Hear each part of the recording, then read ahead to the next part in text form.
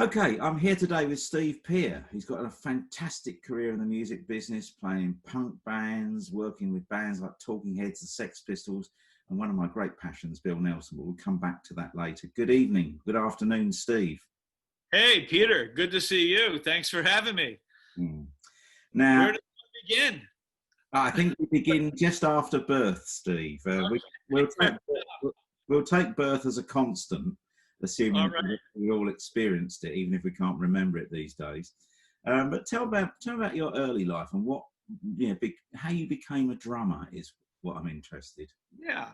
Yeah. Okay. Well, like most drummers, I had to start with a few drum lessons, and most of us would probably start in elementary school. You know, when the school bands start kicking up in grade 4 or grade 5, and everyone starts separating out to play saxophone, trumpet, and that sort of stuff. Well, I got a little bit of an earlier start. My dad, uh, allegedly a frustrated piano player, although I never heard him play piano, but this is kind of what my mom told me on the side. When I asked, why did dad drag me to a drum lesson at 5 years old, crying, sobbing, begging him not to? I remember walking up the paved driveway of my drum teacher's home, reaching out and grabbing the stone wall and almost like getting my fingertips, torn and bloody, trying to stop myself from going to this dreaded drum lesson. First of all, what could be so bad about a drum lesson? I had something in my mind that I didn't want to do it, and I was just resisting.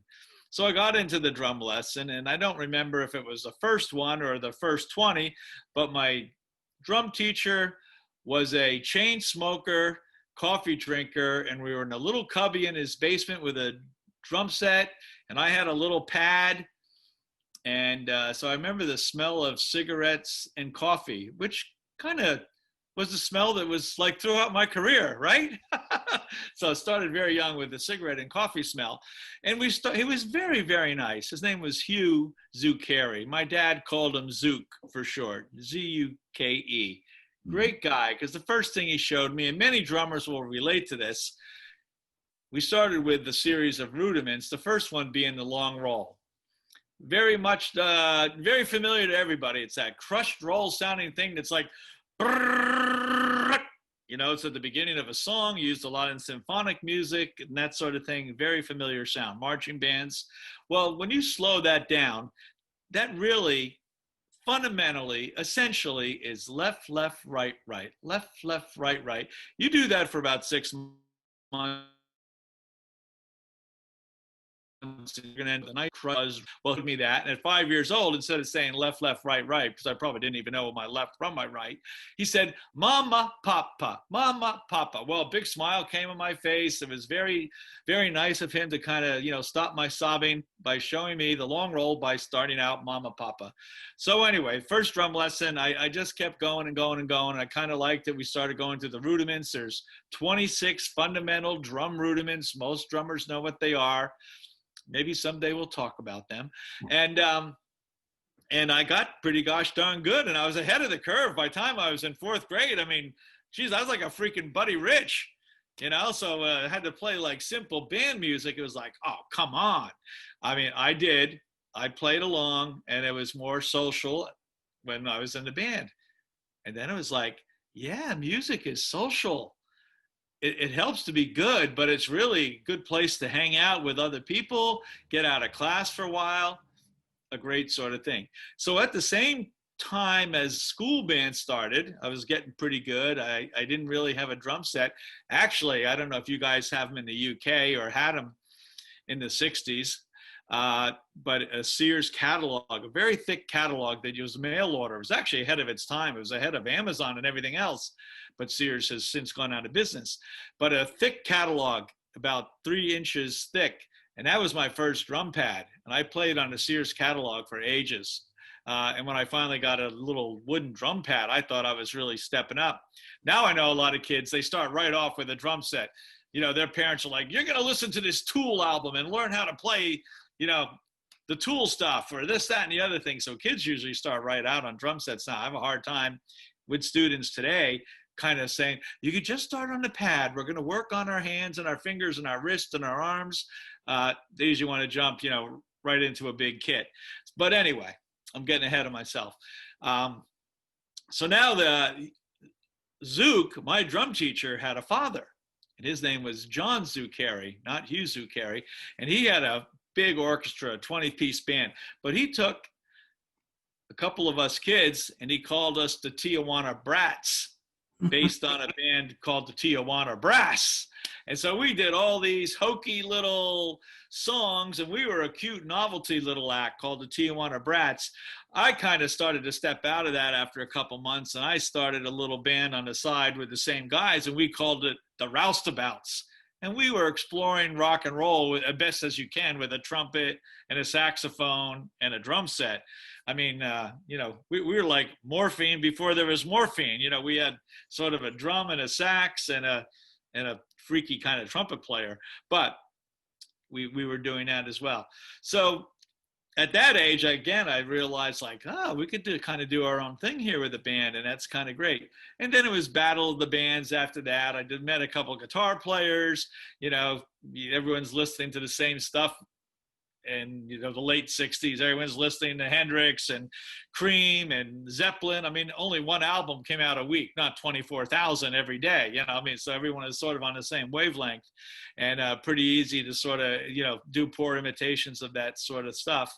And so that's kind of like a quick hop through sort of grade school and middle school and high school, battle the bands and stuff. And then when I graduated high school, and a couple of other guys, we graduated at the same time and hung around town and went to a local college, and started doing like some Allman Brothers stuff, some bluesier stuff, and somebody brought up King Crimson and Mahavishnu Orchestra, and all of a sudden this hybrid crazy thing started, and we started this band called TV Toy, which had some prog rock elements, it had some blues elements, and since we couldn't play very well together, we started discovering other crappy sounds, and and realized that just making noise mixed with the Allman Brothers and some Crimson and Mahavishnu Orchestra, we came up with some pretty cool stuff. And since we were doing such a poor job of imitating, we started doing our own material. So it's interesting that fusion, because a lot of music now is fusion of things that sort of, there's been so many genre sort of divides by marketing people. It used to be rock and pop and jazz, didn't it? But now they're all thin sliced, and people try and combine music, and we can now because we have these marvelous computers, whereas you started with a catalog, bashing a catalog. I think that's great. Yeah, that's right. I think everyone should have a catalog afternoon in a absolutely. Yeah. Sure. None of this drum set or drum pad stuff. Just get out a catalog, or at least a hand drum now. They're pretty readily available as well. Certainly the cajon, you can sit on it and play between your legs, and go out and busker and do that sort of stuff. So just by mistake, because we could not imitate other bands. Who could imitate, Jimi Hendrix, Noel Redding, Mitch Mitchell, John McLaughlin and Mahavishnu Orchestra, Robert Fripp, on and on and on. So by trying to imitate these people, we started to kind of stumble on our own comfortable groove, and hence TV Toy. And at the same time, coincidentally, there were places to go and try this stuff out. There was not really a few local clubs in New Jersey where I should have mentioned I was not born in New Jersey, but I was raised in a town called Dover, New Jersey, about 30 miles west of Manhattan. And so that was pretty convenient when, CBGB's was opening and that sort of stuff. We were able to talk to Hilly Crystal, kind of one-on-one, and convince them that we should be at CBGB's, my gosh, So you ended up in CBGB's, and at that time, I believe some of the people you connected with were like Talking Heads, Sex Pistols, and so on. I mean, just give us a few snippets of what. Let's do a little name dropping just to give people a little time reference too.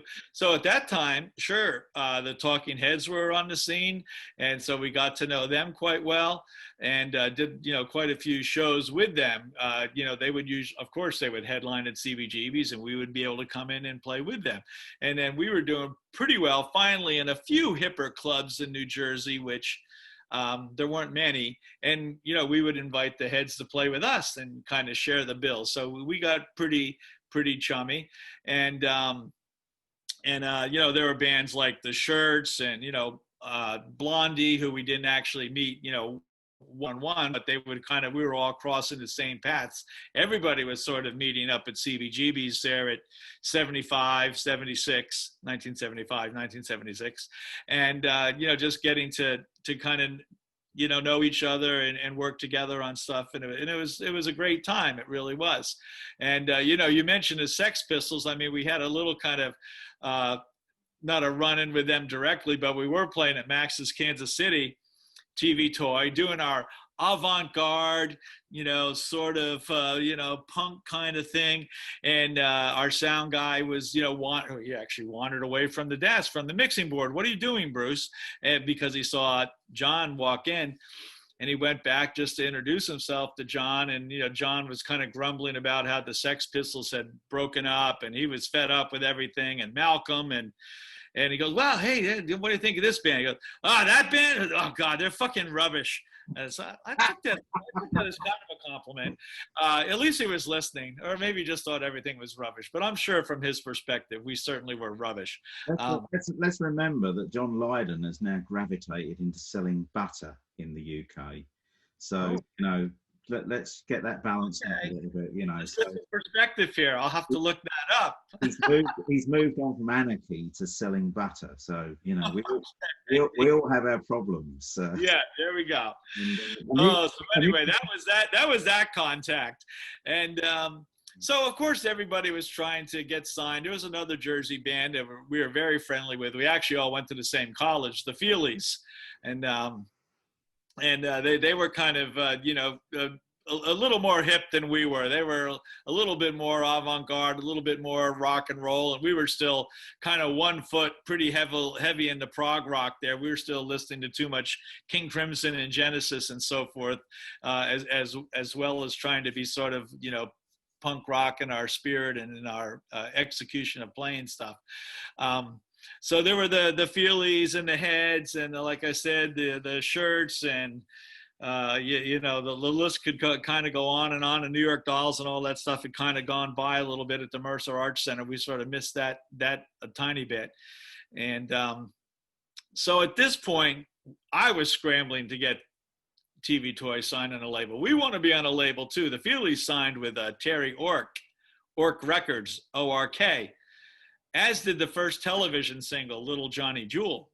So Terry was sort of interested in us too. Like, okay, I got the Feelies, television, this TV Toy band, they seem pretty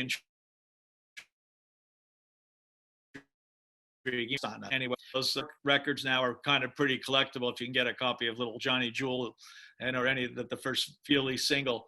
But so anyway, the Feelies kind of got signed to us, like CBS or something, and television got signed to Atlantic, and we were in the Talking Heads got signed to the big Sire Records, which a lot of bands were getting signed to out of New York City. So we were really feeling kind of lost in the shuffle here a little bit, like, hey, what about us? Come on.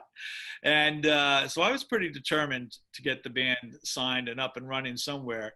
And I heard about this band called Bebop Deluxe, and somebody came up to me and said, if you haven't been listening to Bebop Deluxe, you should, you really should. There's more to life than King Crimson and Gentle Giant and some of that stuff you're listening to, Steve. Oh, my word. There is one.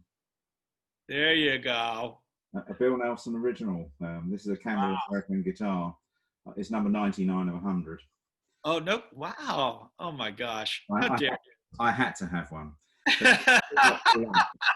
And actually, before you go on to Bebop Deluxe. Oh yeah, sure. Let's hold off. Just a reflection on, you said that everyone went to CBGBs and everyone got to know each other. How do you think that? I mean, those places where people connected and swapped all sorts of things, including musical styles. What have we lost in the fact these venues no longer exist? Where you can physically do this.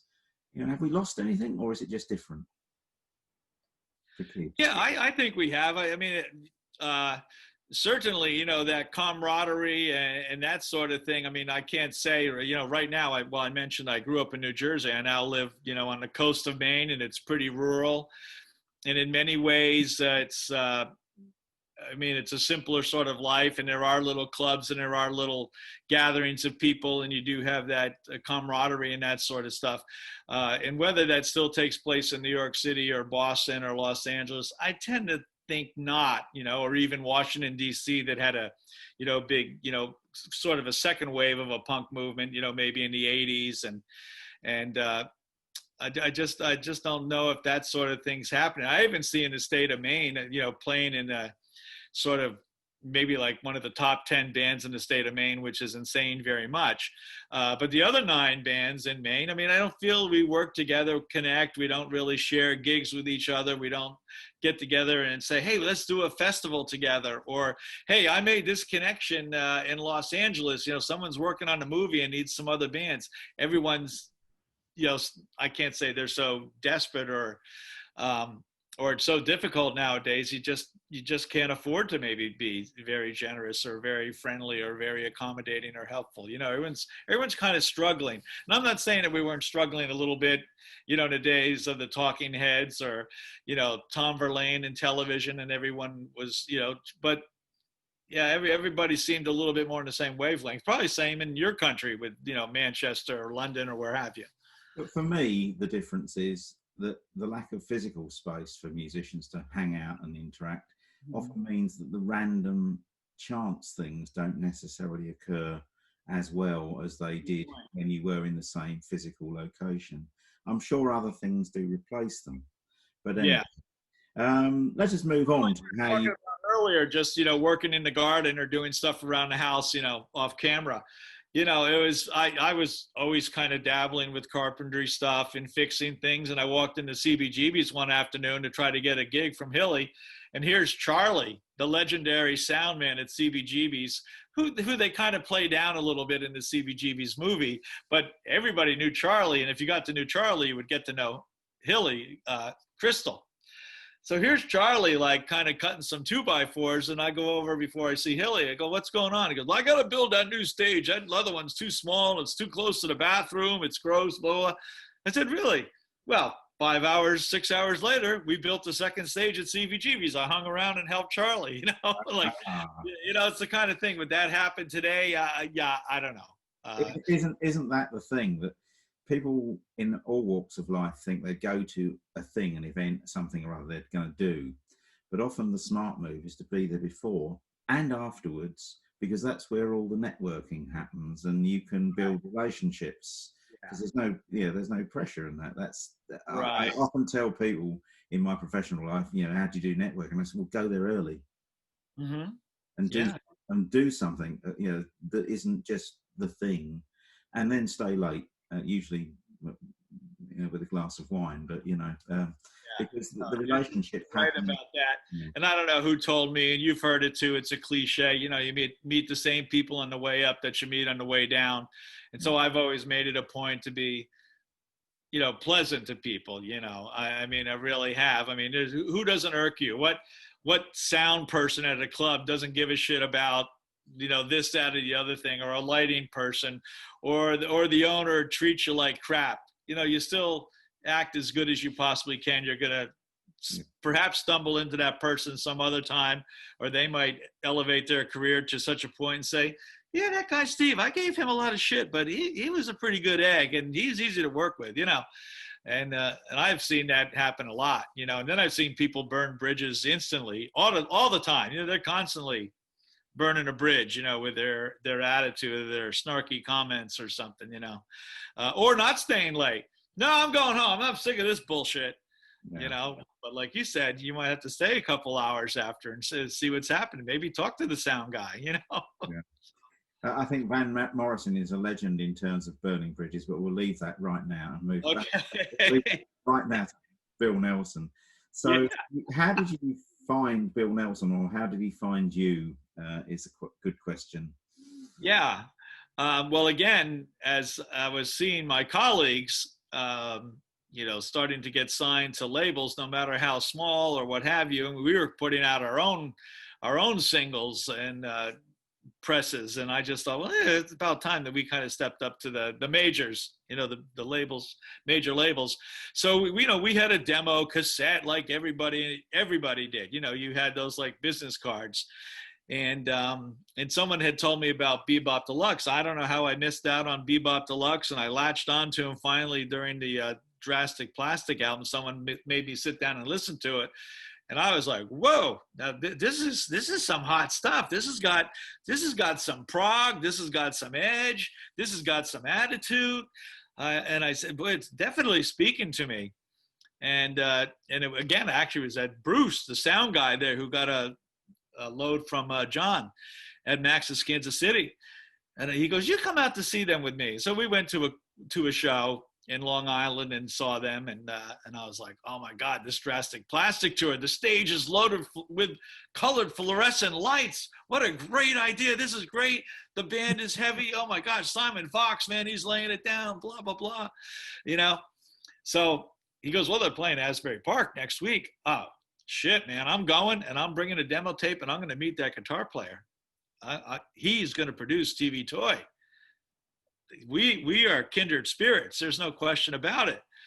As a matter of fact, he must have been listening to our stuff. This stuff on Drastic Plastic sounds like us. So here we are. I'm going to go to this Asbury Park show, which is right down the road for me. No big deal. Convention halls, Springsteen country. Here we go. I'm walking the boardwalk there, waiting for the show, the ocean's going and everything. And all of a sudden I see this figure coming towards me with a cute chick on his arm. Guy looks pretty styling. Sure enough, it's Bill. So I have no problem. Hey, Bill, how you doing? I'm Steve. I've got a cassette tape here for you. I don't want to hold you up on your stroll on the boardwalk. Give it a listen. I'll get right to the point. We'd love to have you produce us. That would be really great. I think you would do a fine job, and love to hear from you. So there we go. Just throw something at the wall, see what sticks. 2 weeks go by, 3 weeks, what have you. I get a call from an office in New York. Hey, this is Mike Dolan. I'm Bill Nelson's manager, Bill from Bebop Deluxe. Ah, hey, nice to hear from you, Mike. What's up?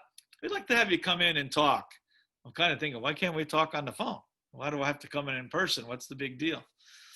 And so I go into New York City. Well, oddly enough, I'm walking around, going to go to Arnicata Management, it's called.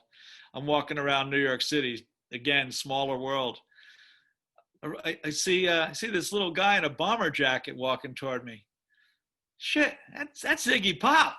Well, I happen to have a couple of cassettes on me. So I'm like, hey, Iggy, how you doing? He stops dead in his tracks, gives me a big hug. I don't know him, He gives me a hug. I said, hey, here's a demo tape of my band. Oh, great, man. Hey, you keep up the good work, man. You rock and roll. Yeah, that's great. That's home, and I'm and bump into Iggy Pop. Not bad. So I get up to Arnicata. I'm feeling lucky now. And I get up there, and Mike comes out. He goes, well, I just want to let you know, keep it under your hat. Bill's, disbanding Bebop Deluxe.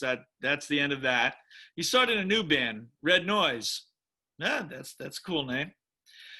Yeah, and he'd like you to drum in the new lineup. Yeah, that's pretty gosh darn exciting. I don't know if it was like, sweat on the back of my pants walking around New York, or I wet my pants. I'm not really certain, but I'm like, well, gosh, well, that's not really the plan, Mike. The plan is Bill is going to work with TV Toy. Well, no, great band. No question about it, Steve. You guys are dynamite. But I'm just going to make this offer to you. Bill is getting a new band together, and he'd like to have you come along. Well, okay. I'll just have to go talk to my buddies and break the news to them. But sounds like an offer you can't refuse. I can't refuse.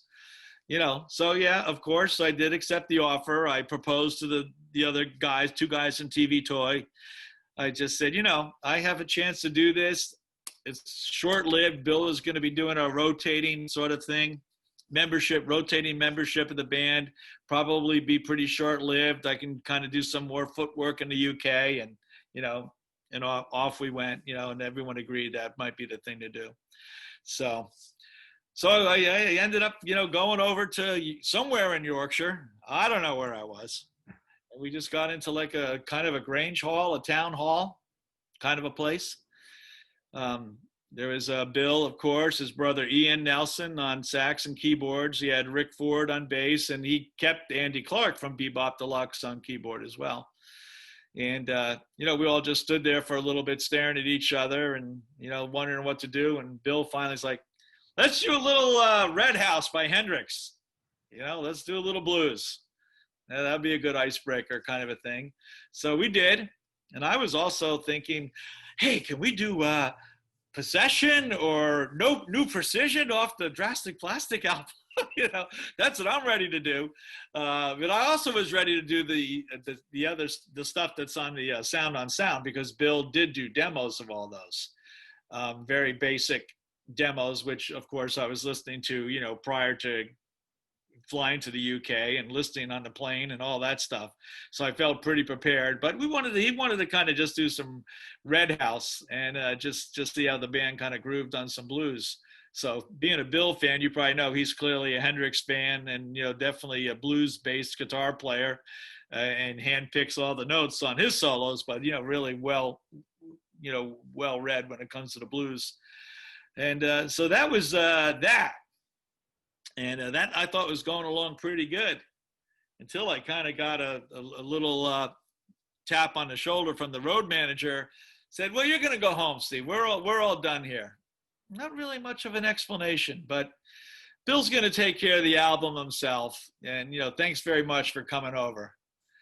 Essentially, it was probably more dragged out than that, but I was essentially dismissed and flew back to the States in early fall of 79, and feeling pretty bad, licking my wounds. And TV Toy got back together, and we're putting a push on a little bit more. At that time, we had and while I was away, we had put out a single with a cover of For What It's Worth. There we did like a deconstruction version of that, which John Peel played and really praised on his show, which was great. And, we all really enjoyed that. So while I was in the UK, I was able to kind of push that single a little bit, and had my buddy Frankie from the Bongos play drums on it while I was in the UK. So again, the collaboration and the cooperation was pretty strong. But I get back home and, we're pushing. And then, so now it's like the beginning of winter, I get another call from Mike Dolan. Well, Bill would like to have you come over and do the tour. Like, I'm not good enough for the record, but I'm good enough for the tour. And I think the long and the short of it was, I wasn't a very good timekeeper, perhaps for the record. Bill is a big guy for everything being really in the pocket. And that was the first time I heard that expression, is when I went to England.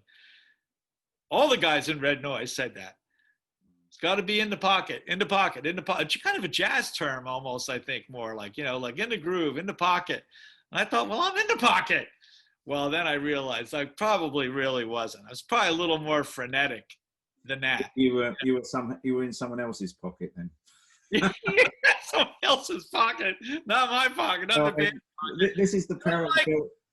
I draw the analogy between Bill Nelson and the other Nelson, Prince Rogers Nelson, that they're both perfectionists. And I will ask you, what it's like to work with such people, because the drummer obviously is someone that without which the performance can't happen. But we'll come back to that. But yeah, so you end up doing the Red Noise tour, and I will have seen you on the date in London. Actually, it was a long time ago. It was a great night in heaven. I was in heaven, literally.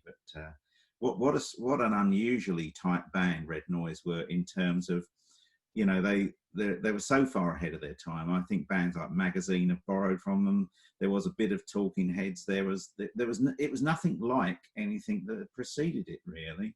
And it was a huge departure from Bill's work in Bebop Deluxe. And I think you said when we first met that half of his fans went that way and half of them went the other way, because it was too different for, the fan base, which is an interesting point about how fans like the same music they've heard before. But I mean, what was your experience of playing with Red Noise then, in terms of being the engine room of that band?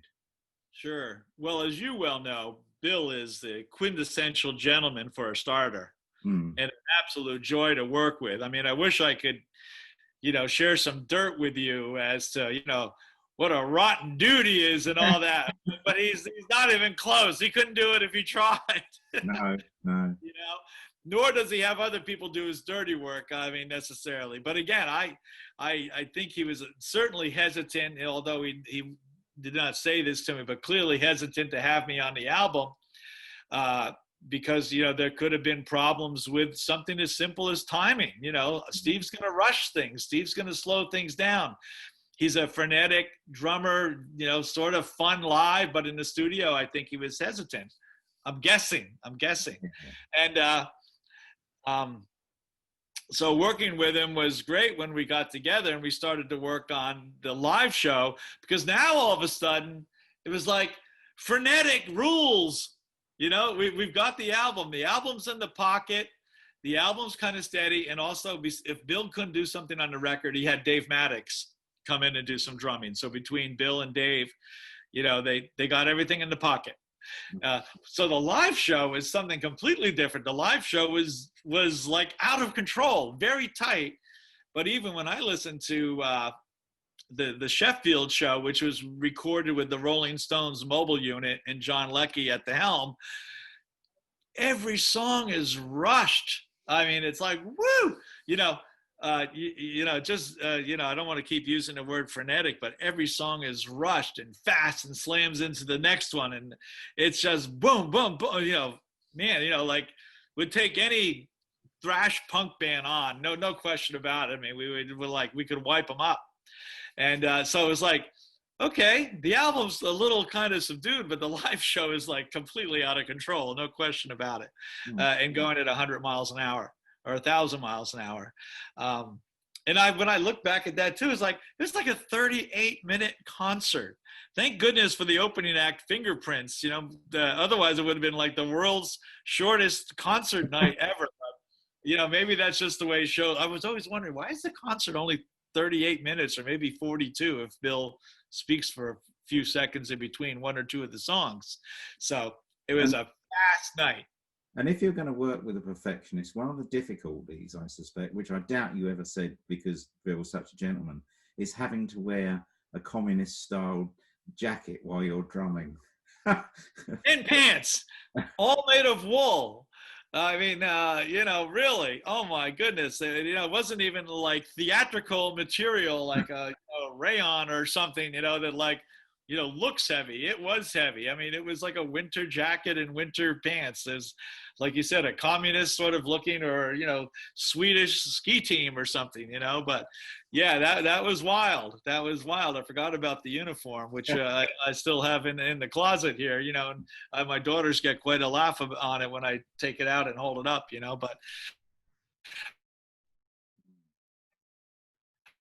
I really appreciate that. I mean, I really do. I mean, he had a vision, as he still does to this very day, whatever he may be working on. He has a vision and he really executes it the way he wants it to be done. And he's not rude about it. He's right. That's the thing. I couldn't disagree with him on much of anything. Like, yeah, the band should be tight. The lights should be this way. We should wear these wool suits, we all have our haircut the same, I mean, everything I agreed with him on. I mean, it was, so it kind of didn't run against, my current by any stretch. Staying with that album, I mean, would you like to pick out 2 or 3 tracks that you think are interesting examples of that sort of tightness, or just take us through how you did them, because they're incredibly, the changes and sections in them are just exquisitely different than most other music. So yeah, there are a lot of tight turns in all of the stuff. No question. You think of a typical verse, chorus, and that sort of thing, and though that model was certainly followed. But I think of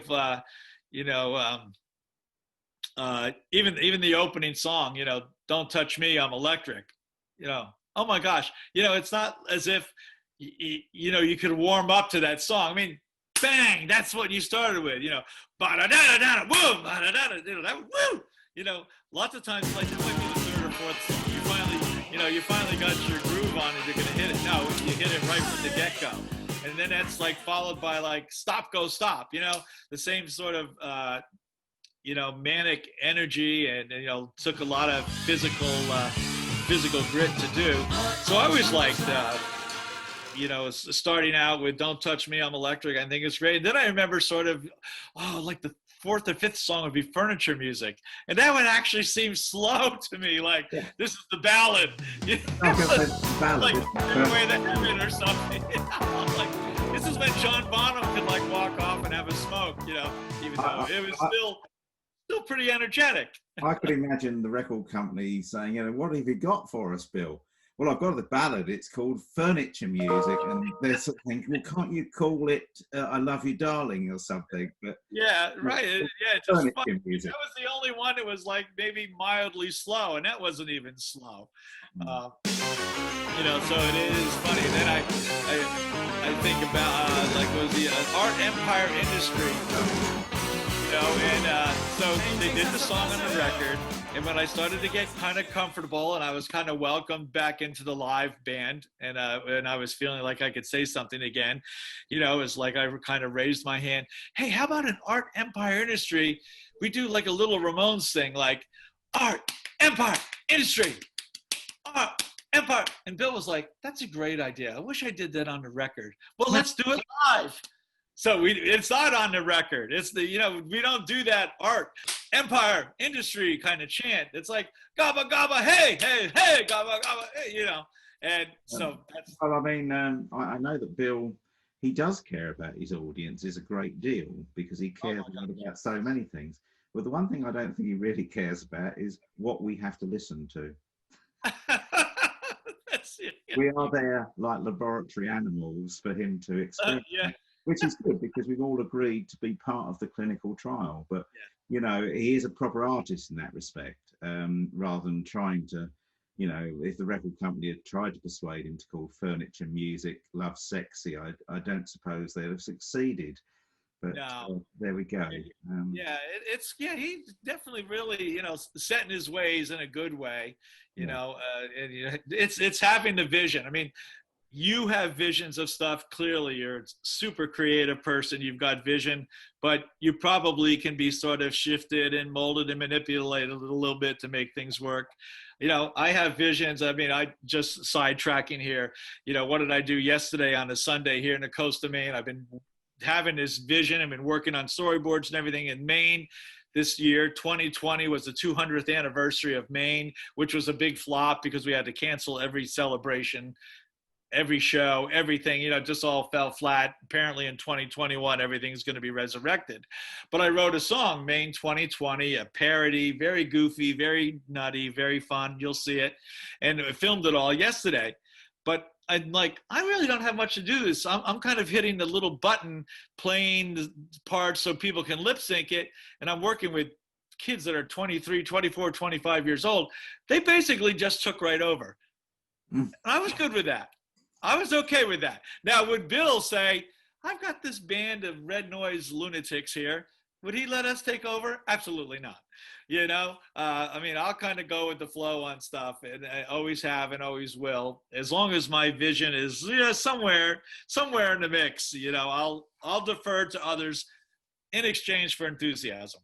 But really. Bill clearly does absorb influences. He synthesizes them, soups them up, but it's a case of being simultaneously tight about your vision, but also loose about where you can take influences from. I'm absolutely sure he's borrowed things. I think that's a nice way of doing things, particularly he's so honest about it. I think what I find troublesome is people who actually are control freaks that pretend they're not. That's scary. Yeah. And I never saw Bill. I never saw Bill as a control freak. I mean, again, his upbringing, his being a gentleman, always superseded all that. So I mean, he added the Bebop Deluxe song "Possession" to the Red Noise set list at my request. That was probably like the last thing he wanted to do. I heard a story from Prince's last saxophonist, Marcus Anderson, a little while back. And it not just because the names are the same as Nelson, but he talked about Prince being a gentleman as well.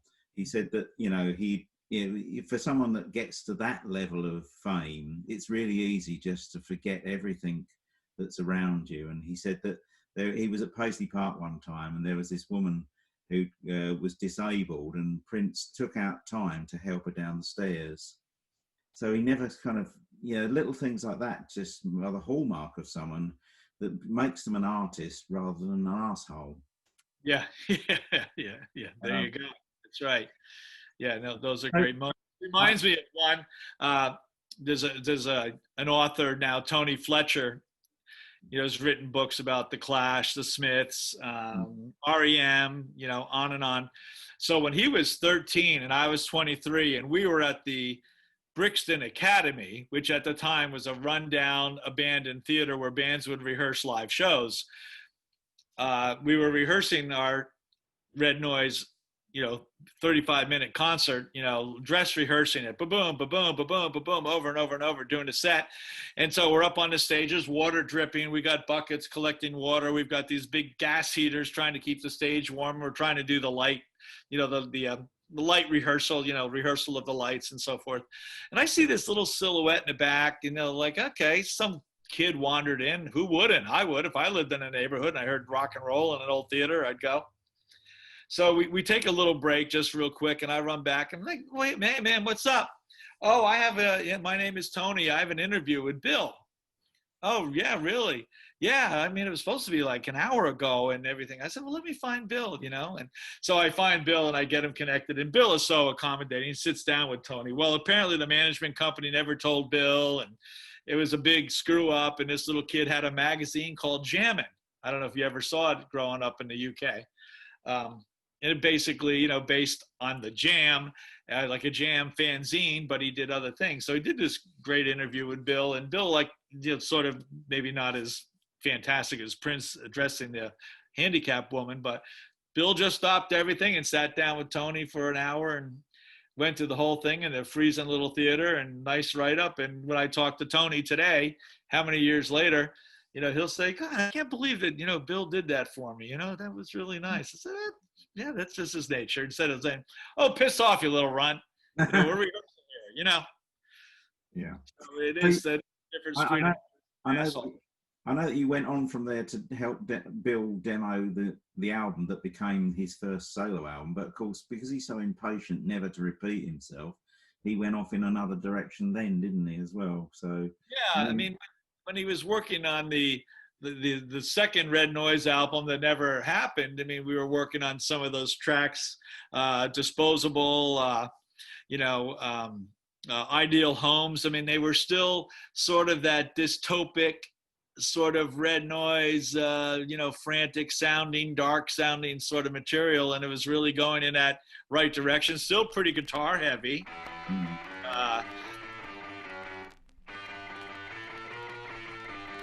And where I probably learned my most, if we ever talk about playing drums, one of my most valuable drum lessons, because the band had recorded everything to a click track, this song called Disposable, which ended up on, I believe, his first solo album.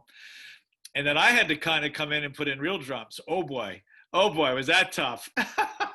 First time with a click track, and then really trying to make it fit and not waver. Now I'm really pretty good with a click track. Now I'm in the pocket.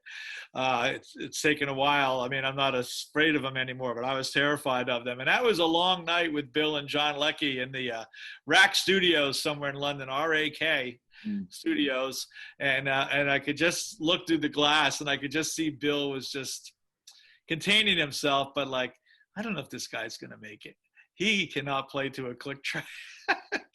But I finally did, but it was a lot of takes. It was, but a super valuable drummer's lesson for sure. Well, since that time, you've been in, I think, a country and western band. You've done all sorts of things. So, take us. Well, when the Red Noise thing, finally when Bill, I think Bill might have actually kept that band together. I could be wrong. You might find out otherwise if you talk to him. But, he was recording with us, and it was sounding very much like a second Red Noise was emerging. But, the Harvest label dropped him. And then he kind of worked on his little Cocteau label, and the rest is kind of Bill Nelson history. So, you know, we all went our separate ways. Actually, Rick Ford and I both came back to the States together, the bass player, and Rick lived with me in New Jersey and was, you know, getting himself going and doing some stuff with Joe Jackson and some other stuff. And I was kind of back with TV Toy. I knew television, and I knew Tom Verlaine, and Tom just needed a roadie for the band. It's like, okay, you know, what the heck, you know, I'm not beneath that. I'm going to say at this point with television, prove it. There we go. I'll accept it. I'll accept it. Carry on. So that's a little joke between us. Talk about a great guy. You know, Verlaine was a great guy. And I happened to have a van, and they needed a van, you know, so it was television. I think had already been to the UK, but now we're back in the States and kind of, you know, hitting up and down the East Coast.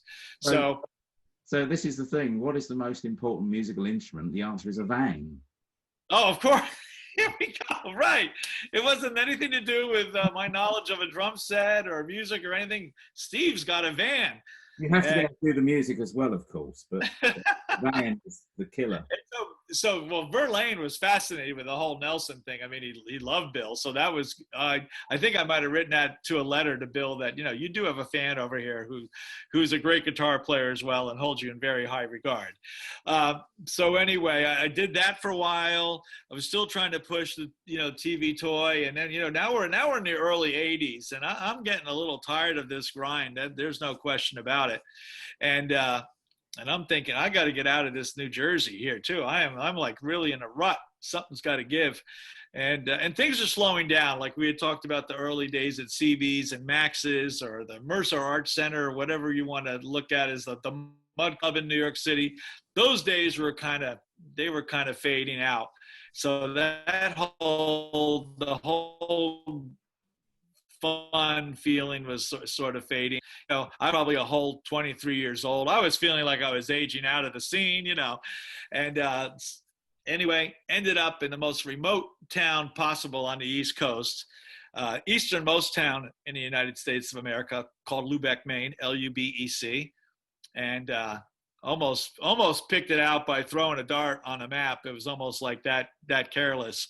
And sold off my nice drums, my guitars, everything. I kept a Fender Jaguar that I had, and an old Ludwig drum set just for fun, and but hadn't moved it up with me yet. And sitting at this little cottage, not a cabin, very cute kind of gray shingled cottage on a little cliff looking out on the ocean. Very, very cute. Still have it to this day. And pound on the door. You know, who would be pounding on my door? I'm like some strange guy from New Jersey that's hiding here in this town. Who would know anything? Well, apparently everybody in town knew that some strange guy from New Jersey moved into town. I look out at these two like clam digger types. I'm kind of stereotyping now. The rubber boots, scruffy beards, looking like if I let them in, they're going to beat the shit out of me. I open the door. Yeah, what's up, guys? Yeah, we heard you play drums. Yeah, you're right, but I don't anymore. Oh, well, we need a drummer. We got a country band. You know, a country band? Oh, you got to be kidding me, man. I'm thinking to myself, I don't play country. You know, come on. Oh, so anyway, I did play country for 5 years with these guys. And again, learned valuable lessons, everything ranging from staying in the pocket, not pushing it. Learned all about George Jones and all these, you know, more older guys, you know, Hank Sr. And, you know, got a history lesson as well as, you know, we like gigged like nobody's business. So I'm going to ask you a question. Yeah. Ask me a question. Yeah, did the bass player have Ooh. horns? What's that? Did the bass player have horns? No, nothing like that. No.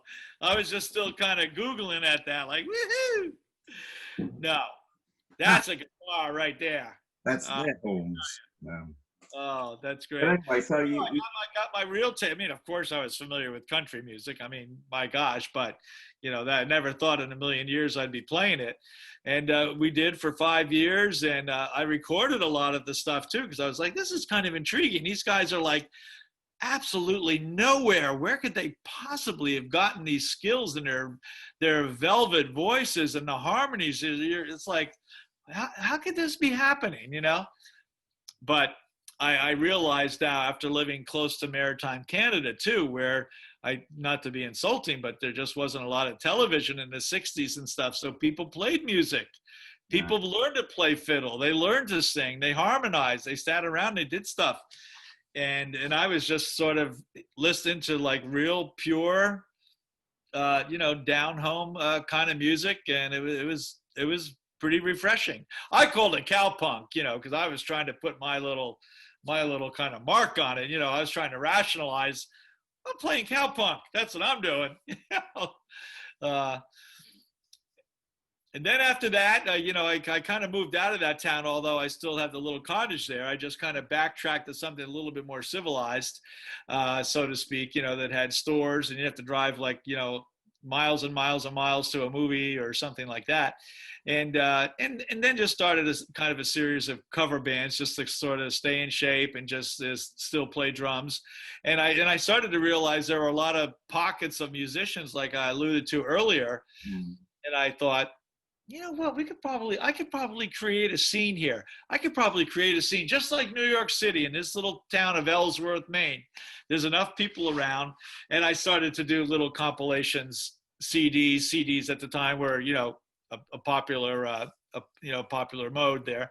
So I was doing compilations of Maine artists and that sort of stuff, and getting some interest and traction doing that. And, and then we would get the 10 bands that were on a CD, and we'd rent a theater and put a big show on and all that sort of thing. So I was kind of creating a little bit of a scene, doing that stuff. And then in between that, if I got to know the theater people, I'd say, hey, I hear that band Mountains back together. And I'd bring Leslie West and Corky Lang up here to Maine and to do some shows. It'd just be like weird stuff like that. Again, people on the way up, on the way down, you get them at points in their career, And now, what's next? What's next?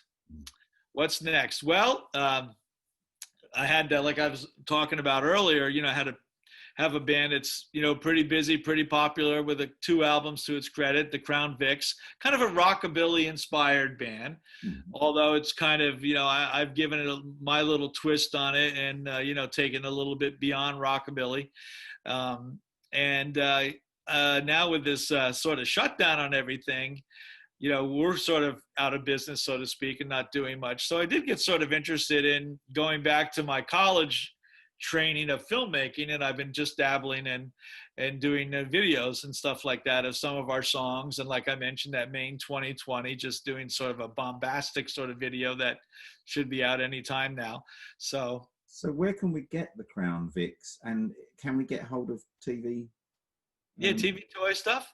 Yeah. The dreaded Facebook, the TV Toy has a page there. The Crown Vics have a page. Crown Vics actually has a website. TV Toy has a fan website. We'll put all the links up on the video when this goes. Yeah, right. So one can kind of chase down the videos on YouTube, the Vics TV Toy, certainly. So this stuff is available. Bill Nelson's got some cool stuff, obviously, on YouTube, as well as some fun bootleg stuff like that Sheffield show, which he never released, but is available. Again, if you kind of search around online, you could hear the whole 35-minute concert. I have in fact heard it. He's a bit of a bugger like that, in the nicest way possible, about releasing stuff. Yeah, and who knows what legally is kind of like holding things up there. It's hard to... Of course, he had his fingers burnt with EMI at the beginning anyway, so his love or dislike of the music industry is another story for another time. But what I've taken away from this, Steve, is that, as well as being, I know you also play guitars and stuff, because you've got about 50 guitars, haven't you? As well as drums. I mean, what I took away from this is how much you've pointed outside the band to get the band exposure, which is very rare for musicians, actually. Musicians are often in their own heads in the band, and someone either has to go and say, hey, we're good, or you get a manager. So I think actually you fulfilled a different role. But I mean, that's what I've taken away from it. But if you look over your entire career, are there some sort of life lessons from hustling and doing all the things you've done You know, if you came up with 2 or 3 things that you think are really standout points from sort of working through all these different bands and through sort of adapting and being customer focused and all the rest of it, what would they be? Yeah, well, you just mentioned one right there. Certainly being adaptable, and and again, I think always, sort of, being polite and kind, even in adverse situations where you feel like kind of exploding and so forth. Um, and also think, encouraging other people like band members and just trying to be supportive. I mean, musicians tend to be, always kind of question themselves, and then you get the ones that are like overly cocky. But encouraging people along. I like to work sort of with younger people. Um, everybody's younger than me, so that's easy to do. But I mean, I certainly like to encourage them to. It doesn't even have to be music; just encourage them to do whatever they're doing. And I think being organized is a good thing, and not to procrastinate. Um, you don't have to be like overzealous and crazy and obsessed on stuff, 24/7 and so forth. But being organized is helpful. Being persistent, in regard to promoting and pushing stuff, you certainly have to have an element of persistence and not giving up, and picking yourself up and trying it again and giving it a go. And I would add one to that for myself, actually, because I can't believe how gracious you must have had to be when you went to England, did a rehearsal, and then were sent back on the plane and didn't complain about it. Yeah, that's true. Right. Yeah. I don't know. Well, I don't know that I could have managed quite. Gosh. Oh. I think I'd have at least muttered on the way out. Yeah. Or dog or something. Yeah. Yeah. But no, graciousness is something I take away from that, if I may be so bold. On another interview, I'd like, if possible, for us to have a dialogue about sort of the interplay between music and all the different roles within a band, because as I said to you when we first met, if something good is going on at the front of the stage, it's because usually there's something very good going on at the back of the stage, without which your Robert Plants and your David Bowies can do nothing, really. So I think a band is a very interesting example of diverse characters making something work, when in fact they perhaps couldn't live in the same house for a very long time. Right on. Yeah, very good. But I think I'd like to do that as a house for sure. Yeah. Yeah, I'd like to do that as a separate item if you don't mind, because I think of course. where the audience at, because I think we're on nearly an hour's worth of film here. So I'm going to say thank you so much for this, Steve. This is fantastic, really good, insightful stuff for anyone trying to start their career in, not just in music, but in anything. No, in anything. I think it all applies. And I know we just kind of went on and, a series of war stories here, but I think it would be great. There's a lot of takeaways, and if we could distill those down for somebody or could be helpful to somebody, I'm all for it. So that's to be in our to be continued video. So for now, Steve Peer, thank you very much. Okay, Peter, thank you.